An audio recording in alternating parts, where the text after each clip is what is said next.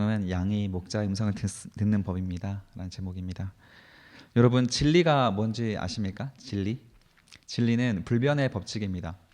물이 위에서 아래로 흐르듯이, 그거는 뭐 뉴턴의 만유인력 법칙이죠. 던지면 떨어집니다. 이거는 진리라고 부릅니다. 누가 들어도 그건 이해할 수 있고 인정할 수 있는 것이죠. 진리가 되기 위해서는 어떤 증명이 필요한 거예요. 증명되지 않으면 가설일 뿐 진리가 되지 않습니다. 그렇다면 여러분, 한 가지 좀 질문을 드리겠습니다. 이 성경 말씀 여러분 진리입니까 아닙니까? 성경이 증명되었습니까? 성경은 원본이 없습니다. 사본이에요. 전부 다 필사된 겁니다. 원본은 어디 있는지 아무도 모릅니다. 성경 전체는 필사되었습니다. 사실 진리에는 믿음이 필요한 거예요. 우리는 이것이 진리라고 믿기 때문에 진리라고 말하는 거예요. 단순한 논리입니다. 믿음이라고 하는 것이 사실 가시적으로 뭔가 증명되어야만 발생하는 것은 아니에요. 내가 부모님의 자녀라고 태어났지만 우리가 태어나는 순간은 보지 못했지 않습니까? 우리가 태어났을 때 기억나시는 분 계세요? 그럼에도 불구하고 우리는 부모님이 나의 부모님이라고 믿고 살고 있습니다. 그것처럼 가시적으로 증명되지 않아도 우리는 믿을 수 있는 능력이 있어요. 이 성경이 하나님 말씀이다, 하나님께서 기록하신 말씀이라고 우리가 가시적으로 보지 않았어도 믿을 수 있어요. 종교개혁자 칼빈이라는 사람이 있습니다. 앞으로 자주 듣게 될 이름이니까 기억해 보세요. 종교개혁자 칼빈, 또 뭐 독일에서나 칼뱅이라고 부르는데, 칼빈이 이런 말을 했습니다. 모든 사람에게는 종교의 씨앗이 있대요. 그래서 아프리카 어느 부족에 가도 항상 제사장이 있잖아요. 인간에게는 초월적인 존재를 인식할 수 있는 종교의 씨앗이 있어서, 그 씨앗은 어디서부터 시작이 되냐면 아담과 하와가 에덴 동산에서 하나님과 같이 거닐었던 그 기억의 파편이 무의식 속에 남아서 인간에게 유전되는 종교의 씨앗이 있다라고 합니다. 그래서 우리가 초월적인 존재를 두려워하고 믿을 수 있다라는 거예요. 이 성경이 가시적으로 증명되지 않았어도 우리는 그 종교의 씨앗의 도움으로 인하여 이 성경이 하나님의 말씀이라고 믿을 수 있습니다. 그렇다면 또 한 가지 질문을 할 수 있어요.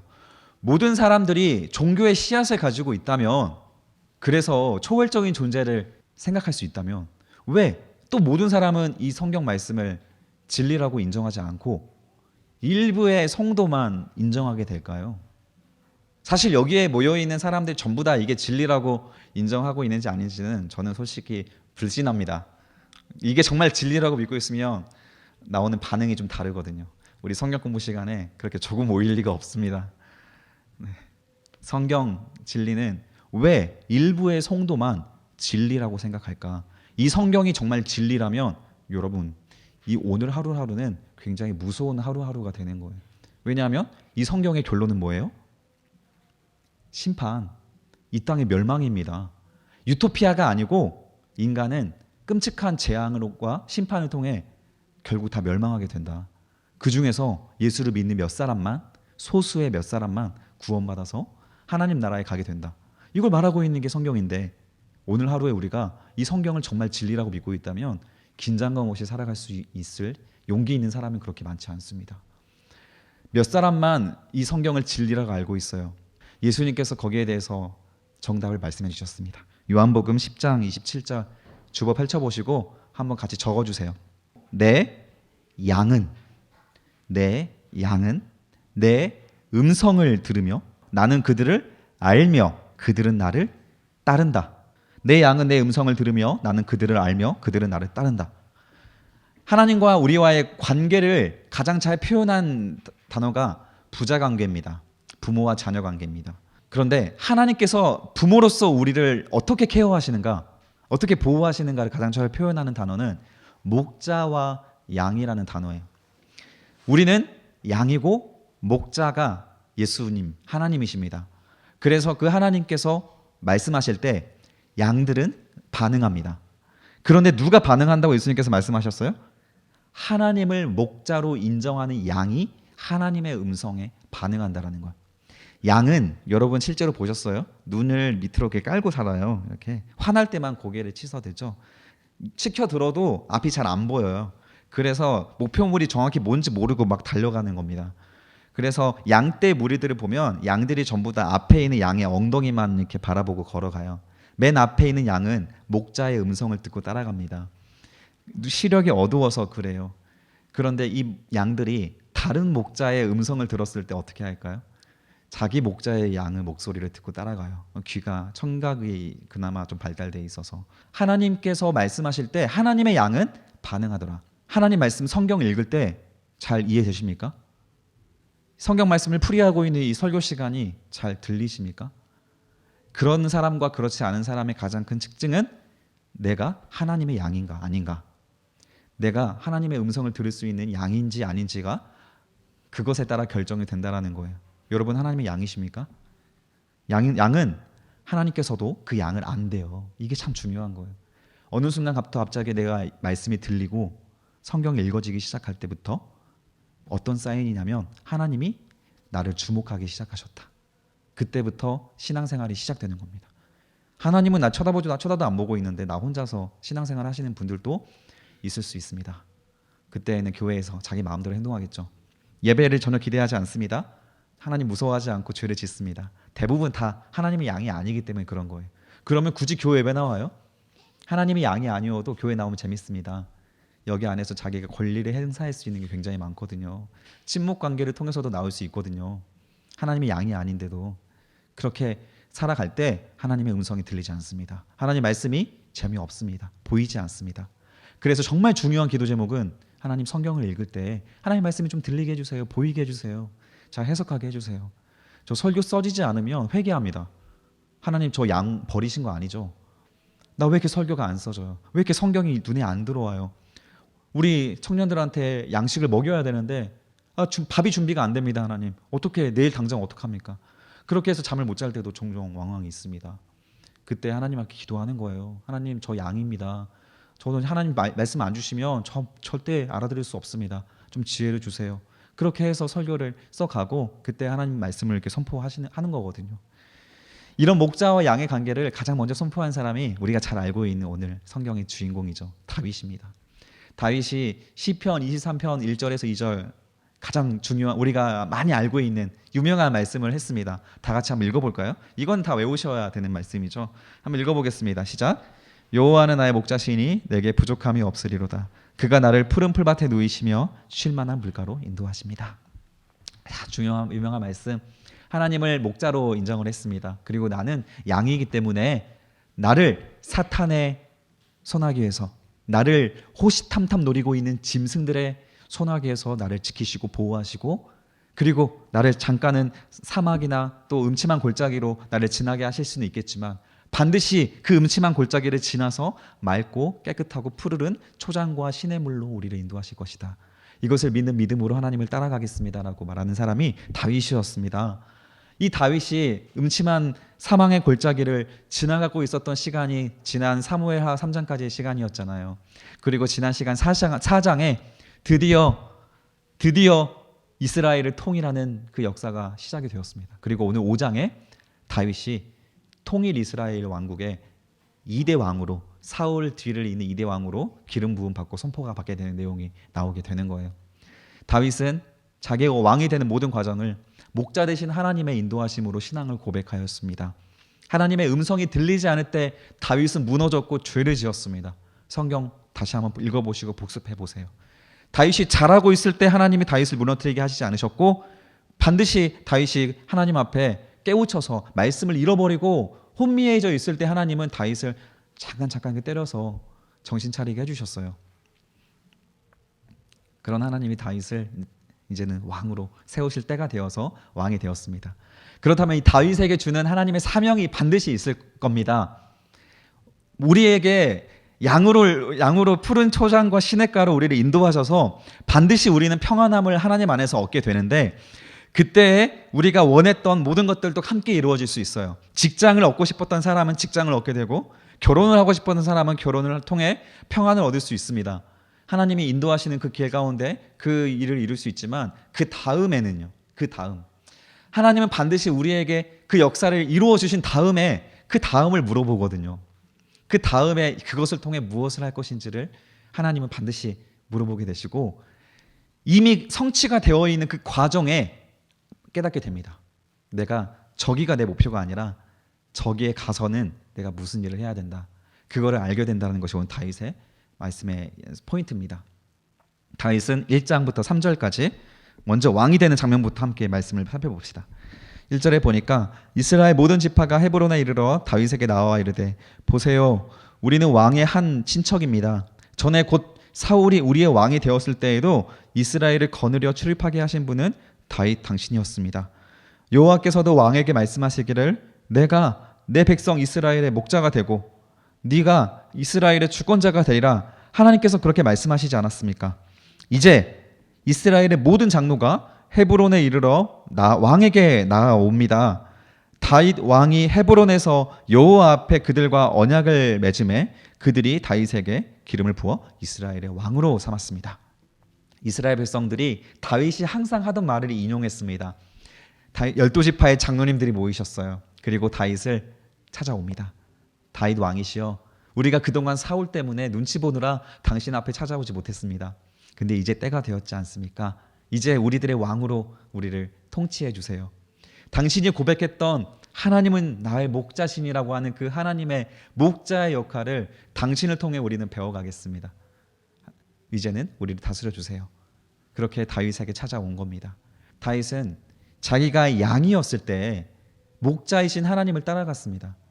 그 목자의 역할을 이제 그 다른 이스라엘 백성들 양들에게 베풀어 줘야 되는 시간이 된 거예요.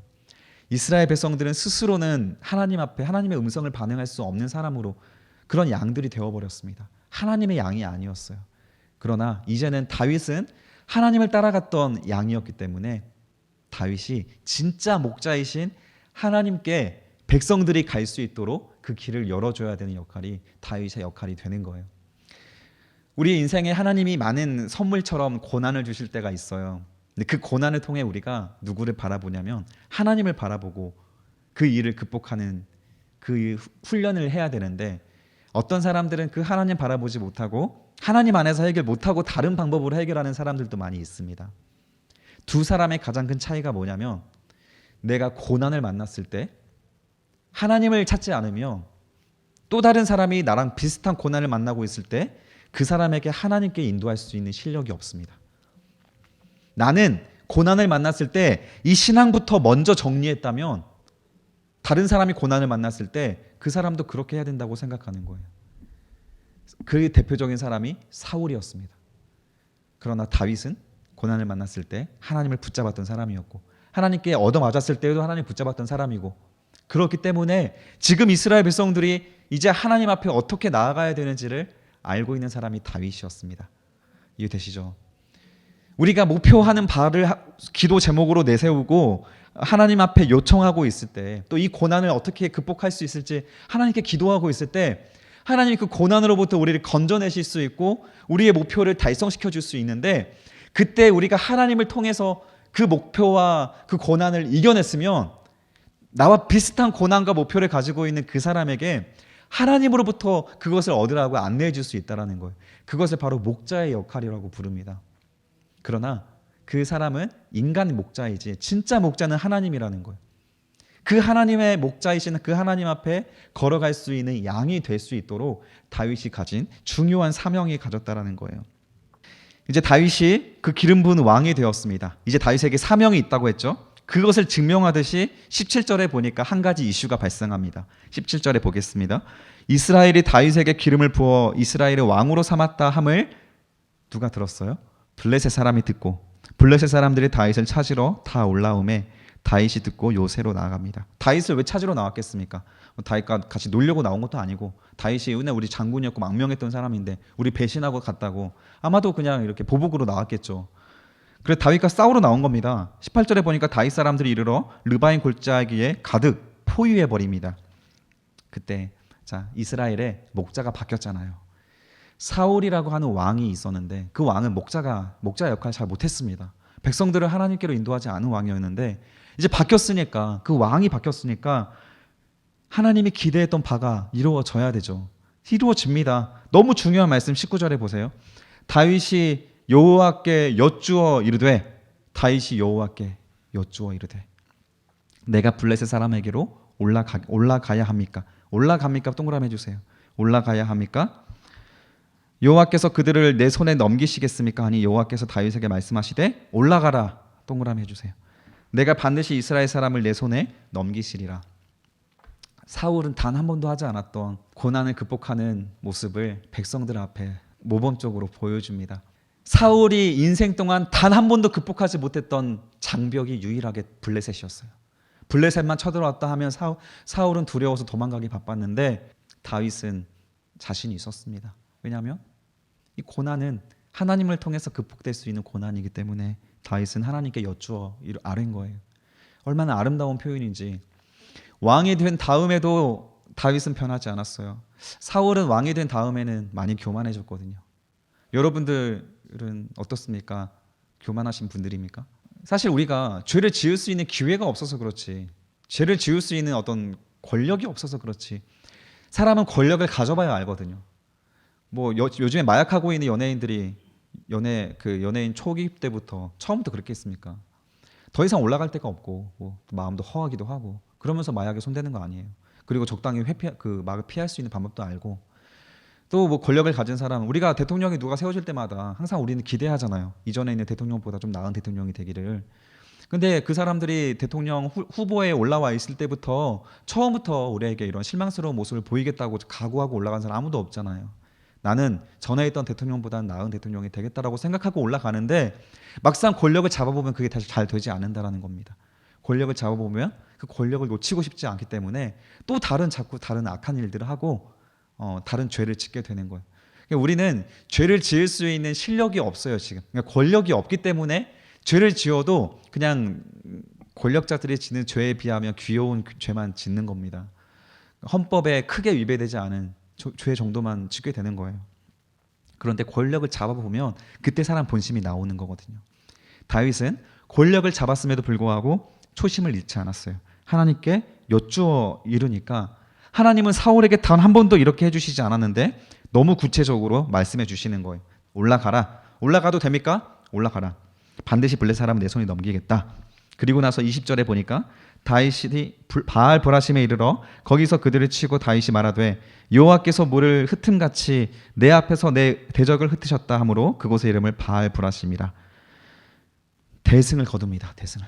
그리고 나서 21절 거기서 블레셋 사람이 그들의 우상을 버렸으므로 다윗과 그의 부하들이 치운이라에 동그라미 해주세요. 치운이라.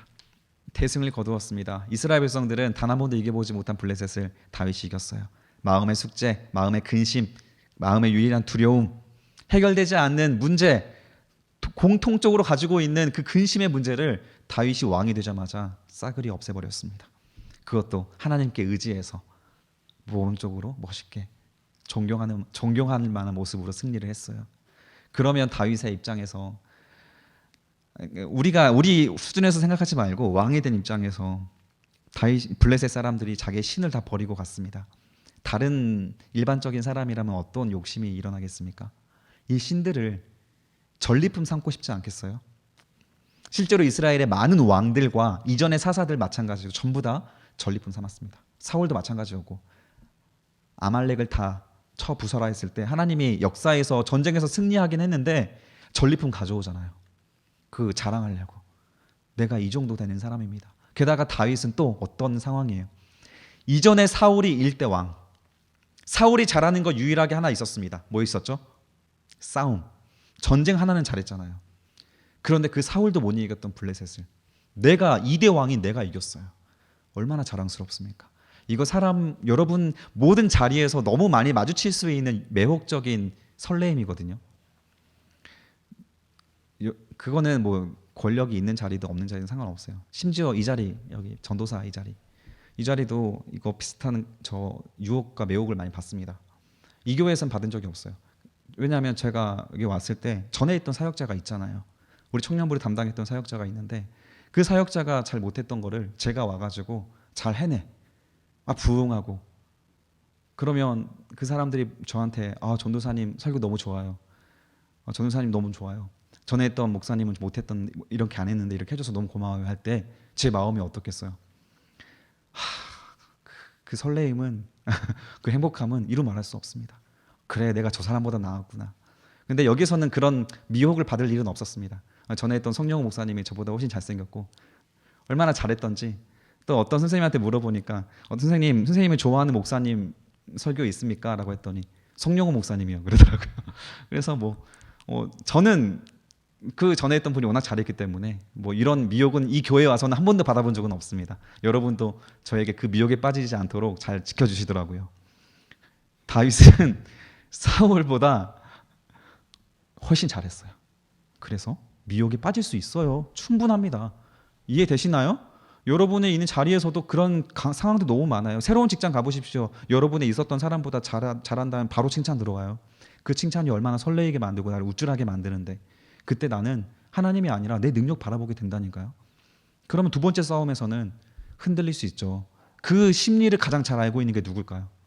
바로 사탄이에요. 사탄. 다음 절 보세요. 페이지 넘겨보면 22절에 보니까 블레셋 사람들이 어떻게 해요? 다시 올라옵니다. 여기가 진짜 무서운 거예요. 첫 번째 전쟁에서는 하나님께 의지해서 승리를 했으면 두 번째 전쟁에서 백성들이 막 환호하는 겁니다. 그때는 하나님께 묻지 않을 수 있는 유혹에 빠진다니까요.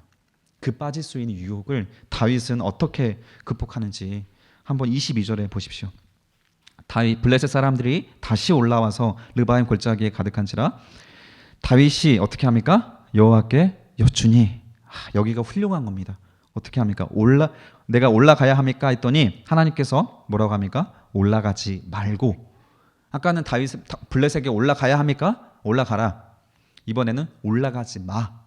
싸우지 말고 어떻게 해요? 더 구체적으로 알려주세요. 그들 뒤로 돌아서 뽕나무 숲을 맞은편에서 그들을 기습하되 뽕나무 꼭대기에서 걸음 걷는 소리가 들리거든 곧 공격하라. 그때 여호와께가 너보다 앞서 나아가서 블레셋 군대를 치리라. 와, 하나님의 음성이 이렇게 구체적으로 말씀해 주시는 거예요. 여러분 기도할 때 하나님 저 근심이 있습니다. 이거 어떻게 해야 될지 알려주세요 했을 때 하나님은 이렇게 구체적으로 알려주지 않잖아요. 그때 하나님이 정말 침묵하고 계셨던 걸까요? 우리가 어떻게 해서 어떤 선택을 해야 될지 내버려 두고 있었던 걸까요? 하나님은 그렇지 않습니다. 성경을 가만히 보면 하나님은 하나님께 부르짖는 자에게 반드시 응답하게 되어 있어요. 반드시. 그런데 그 응답을 못 듣는 사람은 누구예요? 우리라는 거예요. 그 응답이 음성으로 들리지 않아도 하나님 말씀으로 우리가 깨달아질 때가 이제는 너무 많습니다. 왜냐하면 이때는 성경이 아직 완성되지 않았기 때문에 다이렉트로 하나님이 육성으로 들려주실 수 있었지만 지금은 두꺼운 성경 말씀으로 우리에게 하나님이 어떤 분이고 어떻게 살아야 되는지 너무 잘 계시하고 계셔서 이제는 웬만하면 하나님 음성 잘 들려주지 않는데 이 성경이 없는 곳, 북한이나 러시아나 중국이나 아프리카나 이 성경이 배포되지 않은 곳에서는 아직도 음성에 대한 그리고 환상에 대한 기적과 이적이 굉장히 많이 일어나고 있습니다. 근데 우리는 너무 잘 번역되어 있는 이 한글 성경이 있고 이 한글 성경 버전만 해도 7개, 8개 되잖아요. 엄청나게 많은 성경 버전의 한글 버전이 있습니다. 여러분들이 마음만 먹으면 얼마든지 이 성경 말씀을 스스로도 공부할 수 있는 기회와 환경은 충분히 제공되어 있어요. 그런데 우리가 그렇게 하지 않죠.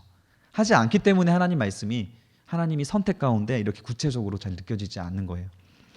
다윗은 이렇게 하나님께 훌륭하게 그 유혹을 이기고 두 번째에도 하나님께 물을 수 있는 실력을 보여냈고 하나님도 얼마나 소통하고 싶었던 그 왕과 소통을 하면서 야 지금 싸우지 마 잠깐만 기다려 그러다 보면 저 뽕나무 꼭대기에서 발자국 소리가 들릴 거야.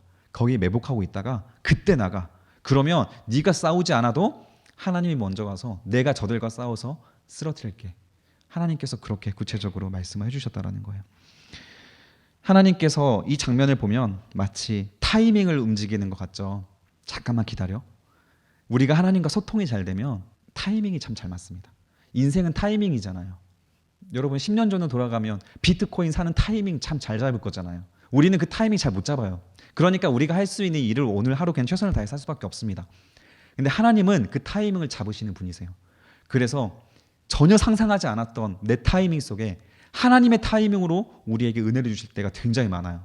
아무 기대감 없이 예배 시간에 왔는데 갑자기 내 정신과 내 혼과 육과 골수를 찍어 쫄래는 하나님의 음성이 갑자기 들릴 때가 있다는 거예요. 하나님의 타이밍. 다윗에게 지금 그 타이밍에 힌트를 주신 거예요. 잠깐만 기다려. 그리고 마치 지휘자가 신호를 주듯이 그리고 다윗은 대원이 되어서 그 신호에 응답하듯 하나님께서 지금이다 라고 할 때 일어나서 행동할 수 있는 사람. 다윗과 하나님과의 관계. 하나님께서 정말 기다리고 기다렸던 그 소중한 관계가 다윗을 통해서 이루어졌다는 거예요. 우리는 그 타이밍을 못 잡기 때문에 항상 불안합니다. 그래서 그냥 오늘 하루 살아가다가 우연찮게 그 타이밍에 잘 맞아가지고 좋은 일이 일어나면 그것을 두 글자로 우리는 행운이라고 부르죠. 그리고 수많은 징크스를 만들어내서 불행을 차단하려고 합니다. 우리 보드게임 할 때 보니까 징크스 만연하더만, 남발하더만. 그냥 내가 먼저 나눠주면 지고 내가 세 장 갖고 있으면 이기고 막 이런 것들. 우리 불행을 막기 위해서 징크스를 막 창조해내죠. 그런 우리의 창의력도 있고. 그러나 하나님 안에서 우리는 그 기가 막힌 타이밍으로 만나갈 수 있어요. 어떤 자매가 마음이 허하고 있을 때 갑자기 자매한테 연락 한번 해볼까? 연락했는데 갑자기 그 타이밍이 너무 잘 맞아가지고 둘이 뭐 사랑을 싹 틔울 수 있는 것이고, 사랑도 타이밍, 그렇죠? 뭐 전공 고르고 대학 가는 것도 타이밍, 직장 가는 것도 타이밍. 그 타이밍을 하나님께 맡겨놓으십시오. 하나님과 소통하는 사람은 그 타이밍의 선수가 됩니다. 하나님이 그렇게 인도하시기 때문에 창세기 12장 2절에서 3절까지 이스라엘의 정체성을 하나님께서 말씀해 주시는데 너무 중요한 말씀, 이것도 외우셔야 됩니다. 같이 읽어보겠습니다. 시작. 내가 너로 큰 민족을 이루고 내게 복을 주어 내 이름을 창대하게 하리니 너는 복이 될지라. 너를 축복하는 자에게는 내가 복을 내리고 너를 저주하는 자에게는 내가 저주하리니 땅의 모든 족속이 너로 말미암아 복을 얻을 것이라. 자, 하나님이 우리를 여러분 망원제일교회 청년부 성도로서 보냈습니다. 이 자리에 앉아있는 예배자로 보냈습니다. 하나님께서 여러분을 어떤 사람으로 만들기 위해서 보냈다고요? 복. 그냥 하나님 복 주세요 정도가 아니고 그냥 여러분이 복이 되는 사람으로 만든 겁니다. 그래서 여러분이 가는 곳마다 잘 돼요. 모든 일이 잘 풀립니다. 분쟁이 있는 곳에 여러분이 갔더니 거기에 사랑과 화평과 평화가 싹트기 시작하고요. 사업이 풀리지 않은 곳에 여러분이 취직을 하면 그 사업이 막 갑자기 매출이 올라가고 그러는 겁니다. 가정 안에 여러분 들어가면 웃음이 없던 곳에 웃음이 나게 되는 것이고, 메마른 곳에 싹이 트게 만드는, 어디 가든지 복이 되는 사람으로서 하나님께서 여러분들을 부르신 거예요. 하나님은 그런 사람으로 완성시키기 위해서 여러분들을 이 자리까지 데려왔습니다. 그런 사람이 되면 여러분 어디 가더라도 반드시 사랑받는 사람이 되는 거예요. 어디 가더라도, 새로운 직장에 가더라도, 가정에 가더라도 항상 사랑을 받게 되는 사람, 그런 사람, 그런 축복된 사람이 바로 여러분들입니다. 그런 기회가 주어져 있는 사람이에요. 10절에 보니까 다윗이 그런 사람이 되어갔어요. 만군의 하나님 여호와께서 함께 하시니 다윗이 점점 강성하여져 가니라. 다윗이 실력이 좋아서 강성해져 갔다라고 결코 해석하지 않고 있다는 것을 지금 10개월 동안 제가 여러분과 함께 같이 느끼고 보고 있는 바이잖아요. 그러니까 여러분 아십시오. 실력이 아닙니다. 하나님은 여러분의 직장으로 하나님 나라 이루시는 분이 아니세요. 그러니까 직장 때문에, 여러분의 학벌 때문에 스트레스 받을 일이 전혀 아닌데 우리는 그것 때문에 하나님을 자꾸 외면하잖아요. 그것 때문에. 여기가 하나님과 우리의 핀트가 어긋나니까 어떻게 하나님의 타이밍을 자꾸 우리가 맞춰가겠어요. 결국 우리가 피하는 것은 자꾸 저주만 안 왔으면 좋겠다, 불행만 안 왔으면 좋겠다, 이렇게 생각하고 오히려 막 세속적이고 이방적인 것들을 우리가 더 찾아서 거기에 막 매혹되어서 끌려가고 있는 모습이지 않습니까? 하나님은 우리가 하나님의 복을 받아서 잘 되길 바라시는 거예요. 우리 능력으로 잘 되길 바라시는 분이 아닙니다. 사울이 되는 위험은 우리 자리 곳곳마다 항상 놓여져 있다는 것을 늘 긴장감 있게 생각하셔서 우리는 다윗처럼 자기 능력이 아니라 하나님 능력으로 싸워 승리할 수 있는 사람까지 계속 하나님과 발맞춰 가는 사람이 되어야 합니다. 11절에 보십시오. 두로왕 히람이 다윗에게 사절과 백한목과 목수와 석수를 보내매 그들이 다윗을 위하여 집을 지으니 다윗이 여호와께서 자기를 세우사. 누가 자기를 세워요? 여호와께서. 동그라미 해주세요. 여호와께서 자기를 세우사 이스라엘의 왕으로 삼으신 것과 그의 백성 이스라엘을 위하여 그 나라를 높이신 것을 알았더라. 두로왕 히람이라는 이 왕과 다윗이 절친이 돼요. 요나단을 잃은 그 공백을 이 두로왕 히람이 함께 해주면서 자기 나라에서 제일 좋은 나무 백한목을 다윗에게 보내주고, 이후에 다윗이 죽은 뒤에도 솔로몬에게도 그 백한목 보내줘서 나중에 하나님을 위한 성전을 지을 때에도 이 제목을 가지고 쓰게 됩니다. 두로왕 히람이라고 하는 참 훌륭한 왕이 왜 다윗에게 이런 선물을 보내줍니까? 12절에 너무 중요한 소스가 있죠.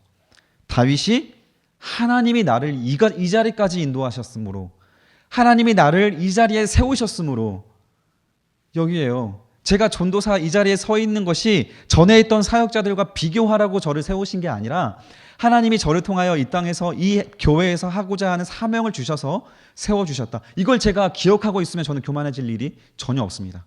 왜? 하나님이 세우셔서 하나님이 하라고 하는 말을 전했기 때문에. 여러분이 있는 직장에서 여러분이 아무리 성공을 해도 하나님이 여러분에게 주신 지혜로 그렇게 하신 사명으로 그렇게 했다라고 한다면 여러분 교만해지지 않습니다. 그러면 100번이고 1000번이고 하나님은 계속 여러분에게 지혜를 주셔서 그 타이밍을 맞게 하시고 마치 세상 사람들은 여러분을 바라보면서 존경할 수밖에 없게 되는 거예요. 그 여러분들의 입술에 하나님을 향한 찬양이 있을 때 비로소 세상 사람들은 여러분 통해 하나님을 만나게 됩니다. 여러분의 능력으로 힘으로 살아가는 사람이 되지 마십시오. 여러분이 좋은 사람이 되면 하나님이 하셔서 하나님께서 이렇게 만들어주셨다는 것을 알고 있는 사람으로 겸손하게 자리하고 있으면 좋은 사람이 알아서 여러분을 찾아옵니다. 여러분이 인맥 관리하기 위해 좋은 사람 찾아갈 필요 없이 그 사람들이 알아서 찾아온다라는 거예요. 그런 사람끼리는 또 알아봅니다. 겸손한 사람끼리는. 메시지 선포하겠습니다. 자, 양이 목자의 음성을 듣는 겁니다.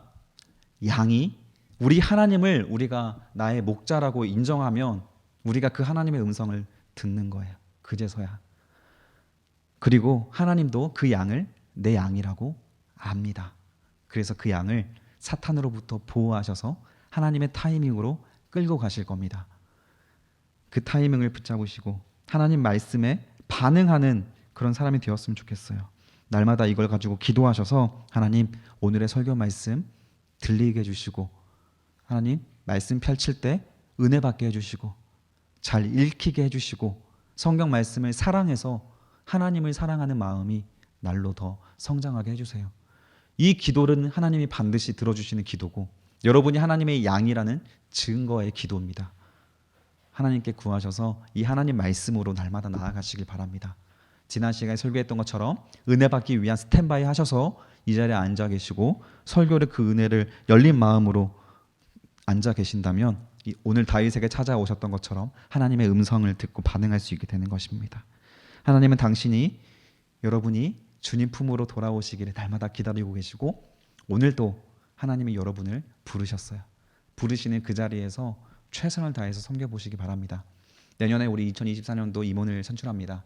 여러분이 하나님께서 이 자리에 여러분을 보내셨으면 그 섬김, 그 세우시는 자리 하나님께서 음성으로 말씀해 주셔서 나를 목자의 음성으로 이 자리까지 데려왔다면 내가 그 양이라면 반응하셔서 여러분이 할 수 있는 그 자리에 찾아서 섬기는 자리에 있기를 소원합니다. 내년에는 1인 1 섬김이라는 모토로 갈 거예요. 그래서 수동적으로 가만히 앉아서 예배드리는 자가 아니라 하나라도 작은 거라도 내가 맡아서 하나님께 예배하는 사람, 능동적인 그런 청년부가 되기를 소원하는 마음으로 이렇게 모토를 잡았습니다. 그래서 우리 하나님의 부르심에 반응할 수 있는 양들이 되시길 주님의 이름으로 축복합니다.